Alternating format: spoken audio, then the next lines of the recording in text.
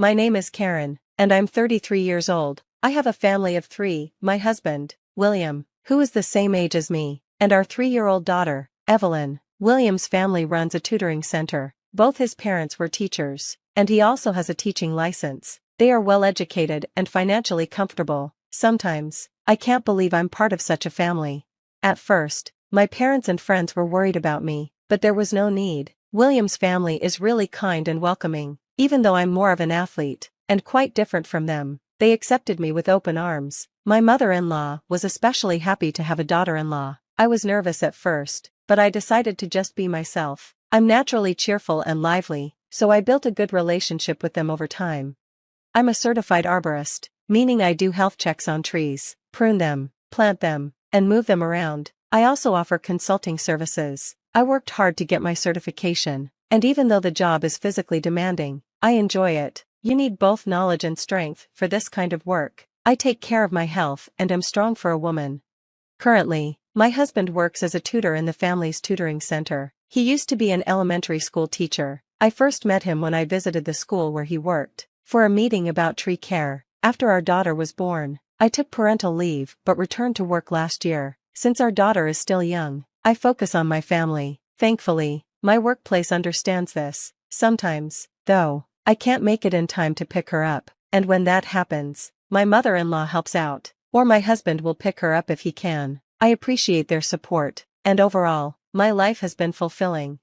But there is one person in my married life who causes me trouble, my sister-in-law, Sarah. She's married to William's brother, Richard, and they have a 5-year-old son. Richard is the oldest of William's 2 brothers. Sarah is mostly a housewife, but she also helps with the accounting and administration of the tutoring center. They are planning for their son to take an entrance exam for a private elementary school.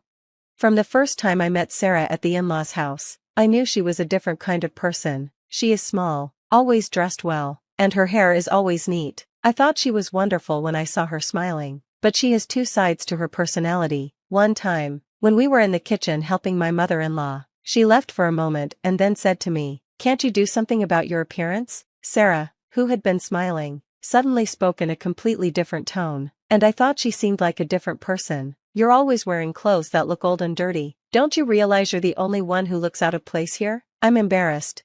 I was a little surprised but replied, "Well, I find these clothes easy to move in. I have to chase after my daughter all the time because she's still little."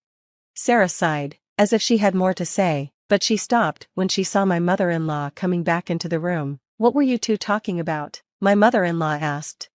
"Oh, we were just talking about our kids," Sarah quickly said with her usual sweet tone. She could change her attitude so fast. It was like she had a switch that turned on when my mother-in-law appeared. My mother-in-law nodded, as if to say, "Is that so?" And Sarah seemed happy with the answer. Even though I wasn't scared of Sarah, I didn't want to engage with her rude comments. I didn't want to upset my mother-in-law either. I know it's not unusual for people to have issues with their in-laws, so I thought I could handle it. After all, my mother-in-law has always been supportive of my career. Like a saint, I figured I could easily brush off Sarah's sarcastic remarks, but every time we saw each other, she would find new ways to put me down. One day, while I was out on a work errand, I bumped into Sarah. She was talking with some of her mom friends. We made eye contact, and I didn't want to be rude, so I said, "Hello, Sarah." She replied casually, "Oh, hi," and I moved on quickly since I was in a rush. But later that evening, she called my house. "What do you think you're doing?" she shouted at me, her voice full of anger. What do you mean?" I asked, confused. "Don't you ever approach me in public dressed like that," she yelled. "What's with your work outfit? I can't believe you'd walk around looking like that. Did you see us? You should at least try to look presentable, even if you don't have anything special going on. We're all moms here preparing our kids for private school entrance exams. We live in a different world from you." I was so embarrassed by her rude comments. I was wearing my work clothes because I had been working, so I replied, "I don't care about that. Just don't approach me when we meet outside, okay? It's embarrassing."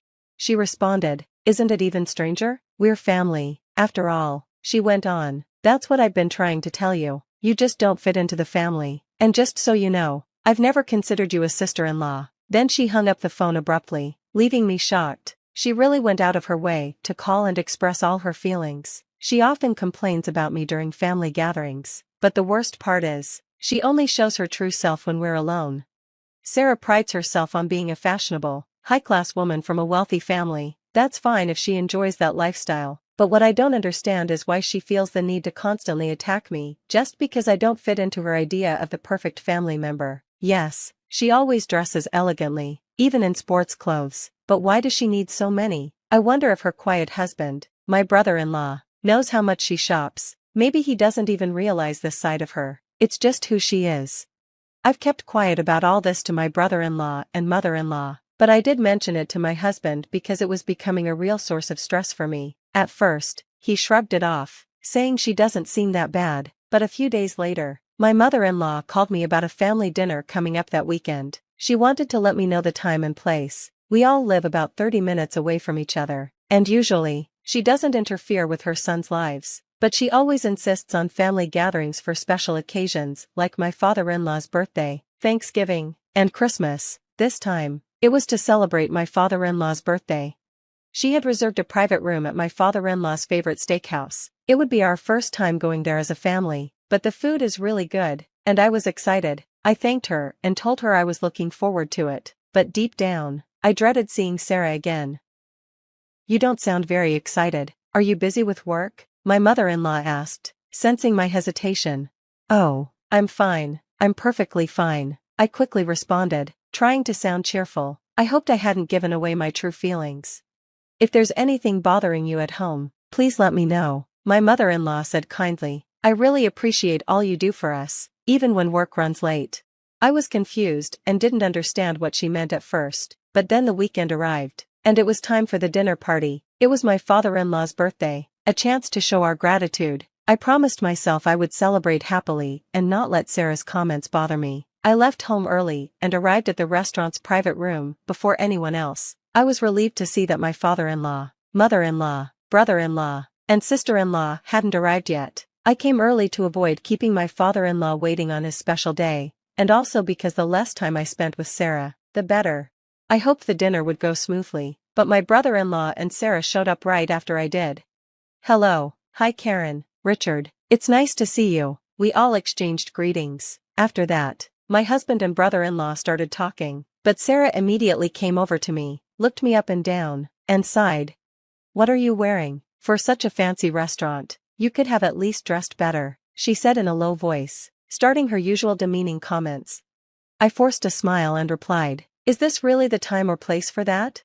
I thought about the occasion when I picked this dress. Is it inappropriate?" I said, "It's not from a high-end brand, but..."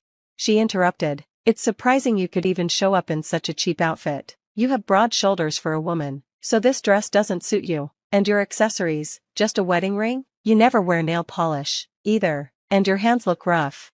I calmly explained, "I can't wear nail polish for my job." "Isn't it hard to do household chores with long nails?" she asked. "My job involves working with wood and soil, plus household chores. My hands get rough, but that's not a problem for me. I'm proud of my strong hands and shoulders. They're a sign of the hard work I do as a gardener," I responded, feeling upset by her comments.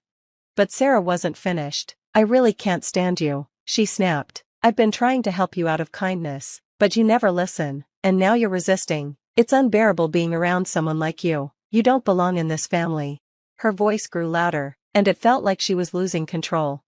"This is my father-in-law's celebration today. Please don't ruin it," I said, trying to stay calm. But Sarah shot back, "You're the one ruining everything. You don't belong here. I can't eat with someone as shabby as you. Go home, go home. This dinner was organized by my mother-in-law, and you're the one ruining it," I said, standing my ground. "I'll listen to your complaints later, but not now." But Sarah shouted, "Don't you dare talk back to me. Didn't you hear me? I said go home. In fact, leave this family."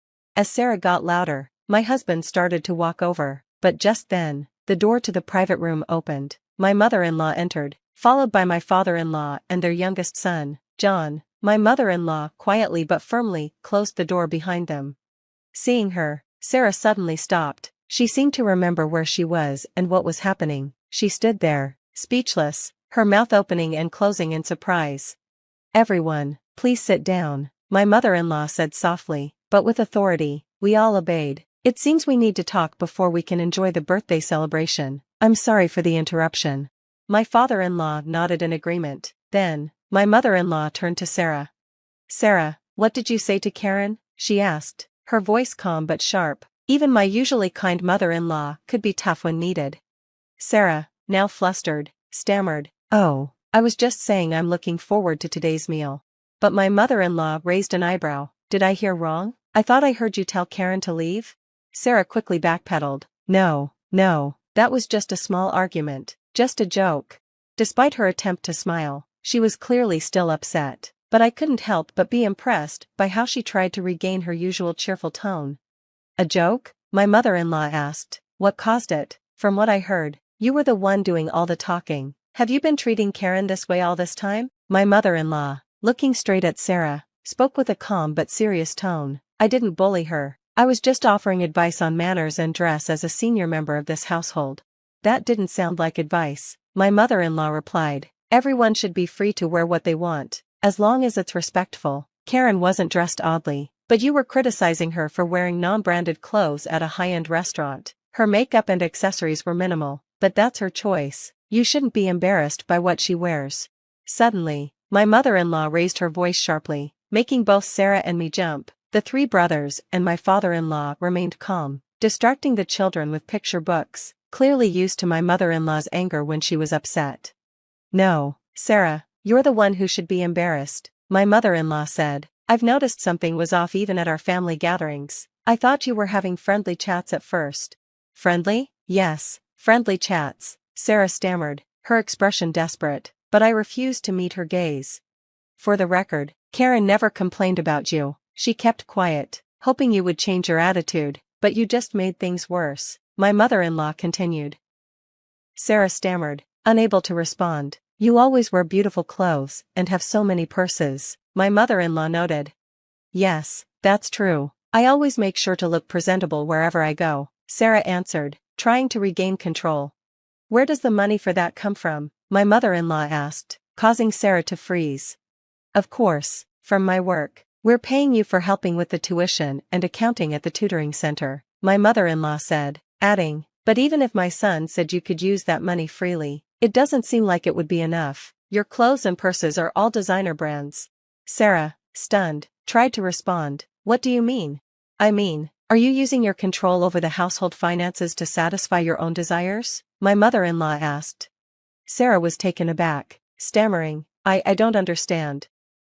I had always wondered about the source of their money. I had assumed my brother-in-law was generous, maybe even trusting Sarah with all the finances, but now it seemed concerning. Perhaps he wasn't paying attention to how much she was spending. I almost felt sorry for him, realizing how much she controlled. My mother-in-law continued, so, you've been spending money freely, and now you want to send your child to a private school. You've been saving up for their education, haven't you? Well, you're not expecting us to pay, are you? Sarah stammered. No, not at all, Sarah quickly added, but he's your adorable grandchild after all. So, you've been planning to rely on my father-in-law and mother-in-law's money all along, my mother-in-law said. Sarah had been caught, and her true intentions were becoming clear. We love our grandchildren, my mother-in-law said, and we're thinking of supporting them financially if necessary. Really? Sarah asked, sounding surprised, but only after you leave our home. My mother-in-law added, What? No, there's no need for that, Sarah quickly protested. I'll apologize to Karen for telling her to leave. Karen, it's the first time she's referred to me by name, I said, not sure how to respond. You will forgive me, right? We're sisters after all, Sarah said, trying to smooth things over. Only while you're married to my brother-in-law, my mother-in-law said, signaling to me to continue. I took a deep breath and said, even if it's official, I don't want to become family. I don't think of you as a sister.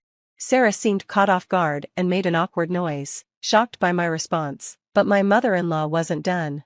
You've also been using the money from the tutoring school, she said. Sarah went silent, her face turning pale. Is that true? She asked, looking at my mother-in-law in disbelief. I was surprised too. I knew Sarah liked to spend money freely, but I didn't expect her to touch the funds from the tutoring center my in-laws ran. You were careful not to get caught, so it took us a while to figure it out, my mother-in-law continued. Even Bob, who's been in charge of our accounts for years, didn't see it, but we eventually discovered it. Sarah looked stunned. not knowing what to say. You bought things like gift baskets for the suppliers of our teaching materials, my mother-in-law explained. You said it was for expressing gratitude to teachers or holding seminars, but the amounts kept growing. You made excuses, saying these were birthday presents, or that my son or I asked you to buy them, but it wasn't true. No, that's not what I meant, Sarah stammered, trying to deny it. You bought things other than gift baskets, and labeled them as presents, my mother-in-law said firmly. This has never happened before. You told Bob you were taking part-time lectures to lunch, but instead you were dining and drinking tea with your mom friends. Sarah looked cornered, stammering, but it was clear she couldn't deny it anymore. The receipts kept piling up, my mother-in-law said. Bob started to suspect something, and soon after, he began his own investigation. You betrayed the trust of everyone who believed in you, my mother-in-law said firmly, her eyes fixed on Sarah. It seems that dressing up is more important to you than anything else. Sarah, now nearly in tears, turned to my brother-in-law, her voice barely a whisper, hoping for help, but he just stared at her coldly, saying nothing. If all of this is true, my mother-in-law continued, I can't blame him. Karen is the opposite. She may not be into fashion, but she always puts her family and her job first. You, however, don't seem to care about either. Sarah was left speechless, her usual bravado gone. My mother-in-law turned to me and began speaking about my work with pride. I felt a warmth in my eyes as she spoke about how much she respected me. You've worked so hard to get where you are. You're a certified professional, and I know how much effort you put into your job. You never care if your clothes get dirty or if your hands are covered in soil, and yet Sarah mocks you for it. I remained quiet, feeling a wave of gratitude toward my mother-in-law, while Sarah hung her head low, unable to defend herself. Our tutoring school may not be as big as major corporations, but we value our teachers and students. We've earned their trust, and we've grown little by addressing individual issues. What's important is people and their hearts, not material things, my mother-in-law said. You're the one who doesn't belong here, she added. You're the one who should leave. Sarah, now defeated and silent, realized she could no longer pretend to be the perfect, elegant wife. The truth about her embezzling money from the tutoring school came to light, and she was forced to leave the family. My brother-in-law tried to discuss things with her, but Sarah refused to acknowledge her mistakes. Her anger led to divorce papers being served, and she lost everything. With the revelation of her embezzlement, she had no claim to compensation. She lost custody of their son, who would now stay with my brother-in-law and my in-laws. He had wanted to go to private school, but he disliked being forced to study. Instead, he was now happily playing with our daughter. My husband and I decided to support them in any way we could. A few days later, at a peaceful gathering at my in-laws' house, my mother-in-law quietly came to me and said, I'm really sorry for making you uncomfortable for so long. We should have noticed sooner. I smiled and reassured her, no, not at all. At first, I wasn't really bothered by the situation, but then my mother-in-law said, if you ever need anything in the future, don't hesitate to tell us. I smiled and thought about her earlier words, what's important is people and hearts. As I was lost in thought, my mother-in-law noticed and gave me a puzzled look. It's nothing, I said quickly, I was just thinking how cool you are. Well, thank you, but the cool one is you, she replied. You're able to create such beautiful gardens. Maybe I should ask you to help with ours next time. I want to replant the flower bed. Absolutely, I'd love to help, even if it's not for work, I said eagerly, just let me know. Make sure you charge her, my husband teased, adding a playful comment. We all laughed together. Value people, cherish hearts, I thought to myself, reflecting on how much I appreciated my family. In the future, I hope to spend more time laughing with my precious family.